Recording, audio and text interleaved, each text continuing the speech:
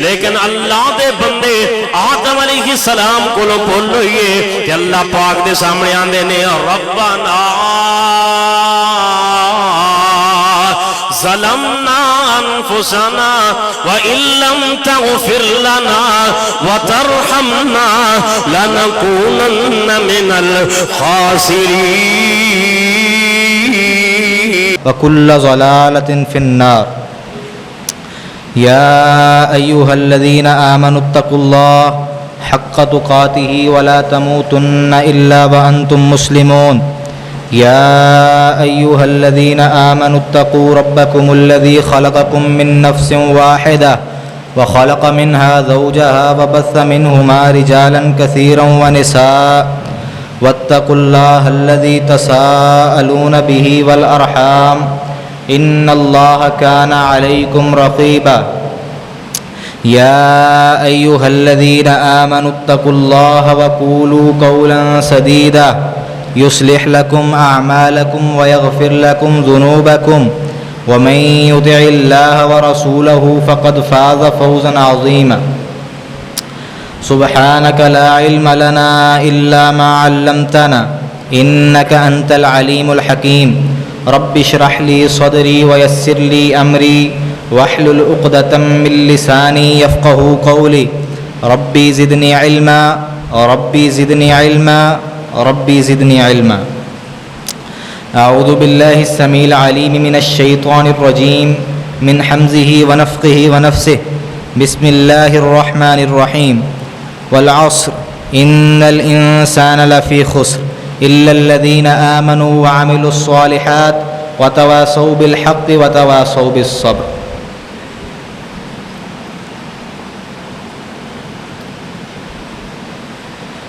سورۃ العصر ایک نہایت ہی جامع ترین سورت ہے. امام شافعی رحمۃ اللہ علیہ فرماتے ہیں لو ما انزل اللہ حجۃ علی خلقہ الا ہذہ سورۃ لکفتہم. اگر قرآن مجید فرقان حمید میں سورۃ العصر کے سوا کوئی اور سورت نازل نہ بھی ہوتی تو یہ ایک سورت ہی انسانیت کی ہدایت فلاح و کامیابی کے لیے کافی تھی. صحابہ اکرام رضوان اللہ علیہم اجمعین جب بھی ایک دوسرے سے ملاقات کرتے، ایک دوسرے سے وصیت طلب کرتے تو یہی وصیت کرتے بسم اللہ الرحمن الرحیم والعصر ان الانسان لفی خسر الا الذین آمنوا وعملوا الصالحات وتواصوا بالحق وتواصوا بالصبر. قرآن مجید فرقان حمید کی آخری منزل کا اکثر موضوع احوال آخرت ہے. سورۃ العصر ان احوال کا نقطہ عروج ہے. یہ سورت صرف 3 آیات پر مشتمل ہے. اس کی پہلی آیت ہے والعصر، پورے زمانے کی قسم. یہ سب قسموں سے بڑی قسم ہے کیونکہ قرآن مجید فرقان حمید میں اور بھی قسمیں موجود ہیں. مثلا والشمس وضحاها والقمر اذا تلاها والنهار اذا جلاها والليل اذا يغشاها والسماء وما بناها والارض وما طحاها ونفس وما سواها والتين والزيتون وطور سينين وهذا البلد الامين. سورج کی قسم، چاند کی قسم، دن کی قسم، رات کی قسم، آسمان کی قسم، زمین کی قسم، تین کی قسم، زیتون کی قسم، طور سینا کی قسم، بلد امین کی قسم. لیکن والعصر، پورے زمانے کی قسم، یہ سب قسموں سے بڑی قسم ہے کیونکہ آسمان، زمین، تین، زیتون، سورج، چاند یہ سب زمانے کے اجزاء ہیں. زمانہ ان سب کو محیط ہے. اب یہاں پر ایک سوال بھی پیدا ہوتا ہے کہ اللہ تعالیٰ قسمیں کیوں اٹھاتا ہے؟ اس کا ایک مؤثر جواب یہ ہے کہ اللہ تعالیٰ اپنی مخلوق میں سے جس چیز کی قسم اٹھاتا ہے وہ بہت ہی اہم چیز ہوتی ہے، اور اس میں ایک دعوت فکر ہوتی ہے کہ اے غافل انسان، زمانے میں غور و فکر کرو۔ یہ تیز رفتار زمانہ شاہد ہے کہ ان الانسان لفی خسر، تمام کے تمام انسان خسارے میں ہیں۔ اس زمانے میں فرعون و نمرود جیسے متکبر بھی تھے، اس زمانے میں حامان اور ابی بن خلف جیسے بادشاہ بھی تھے، اس زمانے میں قارون جیسے دولت مند بھی تھے، اس زمانے میں ابو لہب اور ابو جہل جیسے نخوت پسند بھی تھے، لیکن زمانے کی تیز رفتاری شاہد ہے کہ یہ سب کے سب خسارے میں تھے۔ والعصر، یہ ایک چونکا دینے والی صدا ہے جو ایک حساس اور باشعور انسان کو جھنجھوڑ کر خواب غفلت سے بیدار کر رہی ہے اور اسے آفاق کی وسعتوں میں غور و فکر کی دعوت دے رہی ہے کہ اے غافل انسان، کھول آنکھ، زمین دیکھ، فلک دیکھ، فضا دیکھ۔ اس زمانے کی گردشوں میں قوموں کے عروج و زوال کی داستانوں کے ضخیم دفاتر محفوظ ہیں۔ اس زمانے نے سینکڑوں قوموں کو ابھرتے، قوت پکڑتے اور پھر قعر مذلت میں گرتے دیکھا۔ اس زمانے نے ہزاروں حکومتوں کو بنتے اور بگڑتے دیکھا، بیسیوں تہذیبوں کو بام عروج اور پھر غلاظت کا ڈھیر بنتے دیکھا۔ سنو، اس زمانے میں عرب انسان عدم سے وجود میں آئے، پلے بڑے عروج کو پہنچے اور بالآخر زمانے کی وسعتوں میں گم ہو گئے۔ کس بن سائدہ جیسے لوگ بھی یہ کہتے رہ گئے، این الآباء والاجداد وَأَيْنَ ثَمُودُ وَعَادٌ وَأَيْنَ الْمَرِيضُ وَالْعَوَّادُ وَأَيْنَ الْفِرَائِنَةُ الشِّدَّادُ وَأَيْنَ مَنْ بَنَا وَالشَّيَّدُ وَالزُّخْرُفَ وَالنَّجَّدُ وَغَرَّهُ الْمَالُ وَالْوَلَدُ وَأَيْنَ مَنْ بَغَى وَطَغَى فَجَمَعَ وَأَوْعَى وَقَالَ أَنَا رَبُّكُمُ الْأَعْلَى۔ کہاں ہیں آباء و اجداد؟ کہاں ہے سمود و عاد؟ کہاں ہے مریض اور عواد؟ کہاں ہے فرعون اور شداد؟ کہاں ہیں وہ لوگ جنہوں نے فلک بوس عمارتیں بنوائیں، جنہوں نے اس دنیا کو خوب آراستہ کیا اور سنوارا، مال و اولاد نے انہیں دھوکے میں ڈالے رکھا؟ کہاں ہے وہ جنہوں نے سرکشی کی اور اکڑے؟ کہاں ہے وہ جو مال و زر ہی سمیٹتے رہے؟ اور کہاں ہے وہ سرکش اور باغی جو کہا کرتا تھا انا ربکم الاعلی؟ دیکھ لو، یہ سب کے سب زمانے کی وسعتوں میں گم ہو گئے۔ ان کے آثار و نشانات آج بھی پکار پکار کر کہہ رہے ہیں ان الانسان لفی خسر۔ یہ ایک نہایت ہی عمیق علمی تعبیر ہے، یعنی خسارے کی ایک مخصوص دیوار ہے جس نے انہیں گھیر رکھا ہے۔ مراد یہ ہے کہ انسان کے دائیں جانب بھی خسارہ، انسان کے بائیں جانب بھی خسارہ، انسان کے آگے بھی خسارہ، انسان کے پیچھے بھی خسارہ، انسان کے اوپر بھی خسارہ، انسان کے نیچے بھی خسارہ، اور انسان اس خسارے کے اندر موجود ہے۔ خسارہ کیا ہے؟ اس بے مقصد، بے وقت، بے قیمت، حقیر اور ذلیل دنیا کے لیے حد سے بڑی ہوئی دوڑ دھوپ خسارہ ہے۔ خسارہ کیا ہے؟ مال و دولت کی فراوانی، وسائل و اسباب کی ارزانی، یہ مستحکم اور مضبوط کاروبار، یہ لمبی لمبی چمکیلی کاریں، یہ خوشنما وسیع و عریض محلات، یہ معاشرے میں ظاہری سٹیٹس اور سٹینڈرڈ، سب خسارہ ہی خسارہ ہے، اور انسان اس خسارے کے اندر موجود ہے۔ خسارہ کیا ہے؟ رحمت کائنات صلی اللہ علیہ وسلم بازار سے گزر رہے تھے۔ سرے بازار آپ صلی اللہ علیہ وسلم نے بھیڑ کا ایک مردہ بچہ پایا اور فرمانے لگے ایکم یحب ان ھذا لہ بدرہم، بتلاؤ تم میں سے کون ہے جو مجھ سے اس بھیڑ کے مردہ بچے کو 1 درہم کے عوض خرید لے۔ صحابہ اکرام رضوان اللہ علیہم اجمعین فرمانے لگے اے اللہ کے رسول، اسے بھلا کون خریدے گا؟ یہ تو بھیڑ کا مردہ بچہ ہے، اور پھر اس کی حالت اس قدر حقیر اور ذلیل ہے کہ اگر یہ زندہ بھی ہوتا تب بھی اسے کوئی نہ خریدتا۔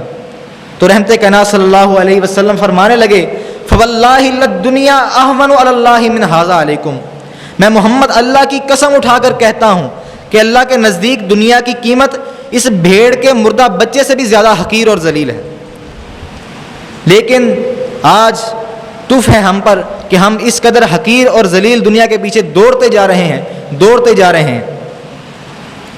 رحمت کائنات صلی اللہ علیہ وسلم کا فرمان ہے کہ جو شخص اپنا مطمع نظر، اپنا مطلوب و مقصود دنیا کو بنا لیتا ہے، جعل اللہ فقرہ بین عینیہ، اللہ تعالیٰ اس کی فقیری کو اس کی آنکھوں کے سامنے کر دیتا ہے، وفر علیہ شملہ، اس کے معاملات زندگی کو بخیر دیتا ہے. وہ پوری زندگی اپنی قوتیں توانائیاں دنیا جمع کرنے کے لیے صرف کر دیتا ہے اور پوری زندگی دنیا کو للچاتی نگاہوں سے دیکھنے میں گزار دیتا ہے. پھر آپ صلی اللہ علیہ وسلم نے فرمایا کہ وہ شخص جو آخرت کو اپنا مطمع نظر بناتا ہے، جعل اللہ غناہ فی قلبہ، اللہ تعالیٰ اس شخص کو دل کا غنی کر دیتا ہے، وجمع علیہ شملہ، اور اس کے معاملات زندگی کو اپنے ہاتھوں میں لے لیتا ہے. اور پھر وَأَتَتْهُ الدُّنْيَا وَهِيَ رَاغِمَةٌ، دنیا اس شخص کے پاس آتی ہے مگر ذلیل ہو کر، رسوا ہو کر. خسارہ کیا ہے؟ اسے صحیح مسلم کی ایک حدیث سے سمجھیے. رحمت کائنات صلی اللہ علیہ وسلم نے فرمایا یؤتیٰ بِأَنْعَمِ أَهْلِ الدُّنْيَا، قیامت کے دن دنیا کے اندر زندگی گزارنے والے ایسے شخص کو بلایا جائے گا جس نے دنیا کے اندر نعمتیں ہی نعمتیں سمیٹی ہوں گی. اس کو اللہ تعالیٰ کے سامنے حساب کے لیے پیش کیا جائے گا. اللہ تعالیٰ فرمائیں گے فَيُسْبَغُ فِي النَّارِ سَبْغًا، اس شخص کو جہنم کا ایک غوطہ دلاؤ، اس شخص کو جہنم کا ایک غوطہ دلایا جائے گا. پھر اللہ تعالیٰ اس سے پوچھیں گے هَلْ رَأَيْتَ خَيْرًا قَطُّ هَلْ مَرَّ بِكَ نَعِيمٌ، اے بندے بتلا کیا تو نے دنیا میں کوئی خوشی دیکھی ہے؟ کہ تیرے پاس سے کوئی میری نعمت گزر کے بھی گئی ہے؟ وہ کہے گا لا واللہ یا رب، نہیں اللہ، میں نے تو دنیا میں کوئی نعمت دیکھی نہیں، میں نے کوئی خوشی دیکھی نہیں. وجہ کیا ہے؟ وجہ فقط یہی ہے کہ اس نے ایک جہنم کی ایک جھلک دیکھ لی ہے. جہنم کا ایک غوطہ کھانے کی وجہ سے اس کی یہ حالت ہو چکی ہے کہ وہ سب کچھ بھول چکا ہے. خسارہ کیا ہے؟ فتنوں کے جال میں پھنس جانا خسارہ ہے. سیدنا حذیفہ بن یمان رضی اللہ تعالیٰ عنہ سے روایت ہے، وہ بیان کرتے ہیں تعرض الفتن علی القلوب کالحصیر عودا عودا، کہ فتنے دلوں پر چٹائی کی مانند پے در پے وار کریں گے. یعنی ایک تنکا، پھر دوسرا تنکا، پھر تیسرا تنکا، اس طرح تنکوں کو دھاگے کے ساتھ پرو کر ملایا جائے تو چٹائی بنتی ہے. اسی طرح جو فتنے ہیں وہ ان تنکوں کے مانند پے در پے آئیں گے اور ہر فتنہ دوسرے کے ساتھ جڑا ہوگا. آج کا دور بہت ہی پرفتن دور ہے. انسان کے چاروں طرف فتنے ہی فتنے ہیں. ہمارے اپنے گھروں کے اندر فتنے موجود ہیں، ہماری جیبوں کے اندر فتنے موجود ہیں. سب سے بڑا فتنہ جو ہمارے جیب کے اندر موجود ہے وہ موبائل کا فتنہ ہے. ایک پاک باز شخص چاہے جتنی مرضی کوشش کر لے، لیکن موبائل استعمال کرتے کرتے ایسی ایسی تصاویر، ایسے ایسے پروگرام اس کے سامنے آتے ہیں جو بالکل شرم و حیا سے آری ہوتے ہیں. ایسی ایسی ایڈز، ایسی ایسی مشہوریاں اس کے سامنے آتی ہیں جو شرم و حیا سے آری ہوتی ہیں. اسی طرح مال کا فتنہ ہے. مال کی محبت میں انسان گرفتار ہو جاتا ہے. مال کی محبت انسان کو حلال و حرام کی تمیز ہی بلا دیتی ہے. مال حلال سے آ رہا ہے، حرام سے آ رہا ہے، کوئی پرواہ نہیں، بس مال آنا چاہیے. حالانکہ یہ ایسا فتنہ ہے جو بندے کو جہنم میں داخل کر سکتا ہے. رحمت کائنات صلی اللہ علیہ وسلم کا فرمان ہے کل لحم نبت من السحت کانت النار اولی بہ، جو بھی گوشت حرام سے پلتا ہے جہنم کی آگ، جہنم اس کی زیادہ حقدار ہے، یعنی وہ جہنم میں جائے گا. اسی طرح عورتوں کا فتنہ ہے. رحمت کائنات صلی اللہ علیہ وسلم کا فرمان ہے کہ عورتوں کے فتنے سے بچو، کیونکہ بنی اسرائیل کو تباہ کرنے والا سب سے پہلا فتنہ عورتوں کا فتنہ ہے. مختصر بات یہ ہے کہ یہ فتنے بھی ایک ایسی چیز ہیں، یہ ایسی الغار لے کے آتے ہیں جو انسان کو خسارے میں مبتلا کر سکتی ہے. اب آگے سوال یہ پیدا ہوتا ہے کہ خسارے میں اگر انسان مستغرق ہے، خسارے میں جا چکا ہے، خسارے میں پھنس چکا ہے، تو اس سے نکلنا کیسے ہے؟ اس کا مخرج کیا ہے؟ اس سے نکلنے کا راستہ کیا ہے؟ الا الذین آمنوا وعملوا الصالحات، سورۃ العصر کی روشنی میں الا الذین آمنوا یہ قوت علمیہ ہے، وعملوا الصالحات یہ قوت عملیہ ہے۔ اب اسے آسان الفاظ میں سمجھیے، ایک مثال دیتا ہوں میں آپ کو کہ ایک شخص نے لاہور جانا ہے، پہلے نمبر پہ اسے قوت علمیہ چاہیے، اسے لاہور جانے کا راستہ معلوم ہونا چاہیے، پھر اس کو اس راستے پر عملاً گامزن ہو جانا چاہیے۔ اب دیکھیے، اگر اس کو راستے کا علم نہیں ہوگا، عملاً وہ چل پڑے گا، کبھی بھی لاہور نہیں پہنچے گا۔ اگر اس کو راستے کا علم ہوگا تو بیڈ پہ لیٹا رہے گا، تب بھی لاہور نہیں پہنچ سکے گا۔ یعنی جب تک اس کے پاس علم اور عمل دونوں نہیں ہوں گے، وہ کبھی بھی منزل مقصود تک نہیں پہنچ سکتا۔ اسی طرح خسارے میں مستغرق شخص جو ہے، جب تک وہ علم اور عمل دونوں کو بجا نہیں لائے گا، وہ خسارے سے نہیں نکل سکتا۔ خسارے سے نکلنے کا راستہ کیا ہے؟ الا الذین آمنوا وعملوا الصالحات، کتاب و سنت کا علم، کتاب و سنت کا اپنی زندگی میں عملی نفاذ، یہ خسارے سے نکلنے کا راستہ ہے۔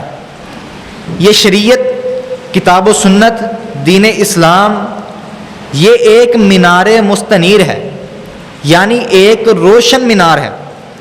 پہلے لوگ جب سفروں پر گامزن ہوا کرتے تھے تو راستے میں موجود روشن مینار مستنیر کو دیکھ کر درست سمت کا تعین کرتے تھے، اور اگر کوئی شخص مینار مستنیر، روشن مینار کو نہ دیکھتا تو وہ بھٹک جاتا، وہ اپنی منزل مقصود تک نہیں پہنچ پاتا۔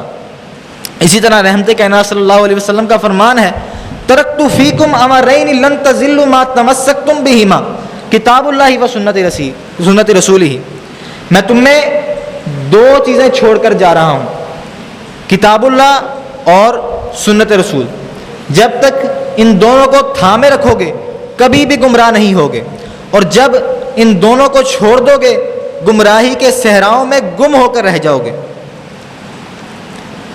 معلوم ہوا گمراہی کے صحراؤں، خسارے سے نکلنے کا ایک ہی راستہ ہے، اور وہ یہ ہے کہ کتاب و سنت کے علم سے اپنے قلوب و اذہان کو منور کیا جائے اور پھر اسے اپنی زندگی میں نافذ کیا جائے۔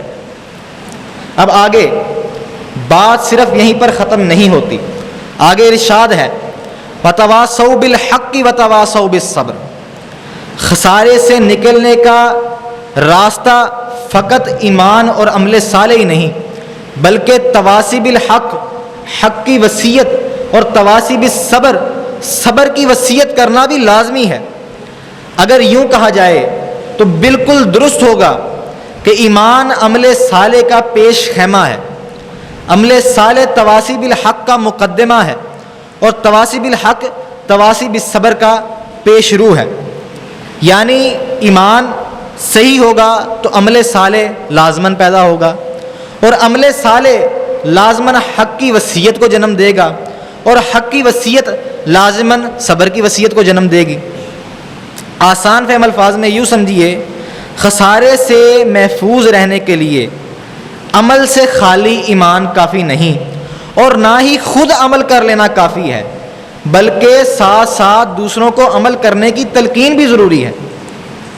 شیخ صالح العثیمین رحمۃ اللہ علیہ فرماتے ہیں وَالصَّبْرُ ثَلَاثَةُ اقسام، صبر تین قسم پر ہے، الصبر علی طاعت اللہ، الصبر عن محارم اللہ، الصبر علی اقدار اللہ۔ اللہ تعالیٰ کی اطاعت پر صبر، یعنی جو بھی شریعت حکم دیتی ہے، جو بھی نیکی کے کام ہیں ان کو بجا لانا، یہ ایک صبر ہے۔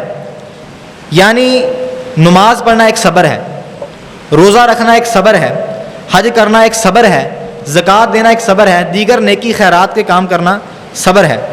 اسی طرح صبر عن محارم اللہ، اللہ تعالیٰ کی حرام کردہ چیزوں سے رک جانا، یہ بھی ایک صبر ہے۔ زنا سے بچنا صبر ہے، جھوٹ سے بچنا صبر ہے، غیبت سے بچنا صبر ہے، چغلی سے بچنا صبر ہے، دیگر حرام کاموں سے اور جرائم سے بچنا یہ صبر ہے۔ اسی طرح تیسری قسم الصبر علی اقدار اللہ، اچھی اور بری تقدیر پر ایمان رکھنا، یہ ایک صبر ہے۔ وتواصوا بالحق اور وتواصوا بالصبر کا تقاضا یہ ہے کہ باہم ایک دوسرے کو حق بات کی اور طاعت بجا لانے کی تلقین کی جائے، اور یہ تلقین جو ہے یہ بلا امتیاز ہو، چھوٹا بڑے کو، بڑا چھوٹے کو، ماں باپ بیٹے کو، بیٹا ماں باپ کو، بہن بھائی کو، بھائی بہن کو، حاکم محکوم کو، محکوم حاکم کو، استاد شاگرد کو اور شاگرد استاد کو حق بات کی تلقین کرتا رہے۔ اللہ تعالیٰ سے دعا ہے اللہ تعالیٰ ہمیں خسارے سے نکالے اور کتاب و سنت کے عین مطابق زندگی گزارنے کی توفیق عطا فرمائے۔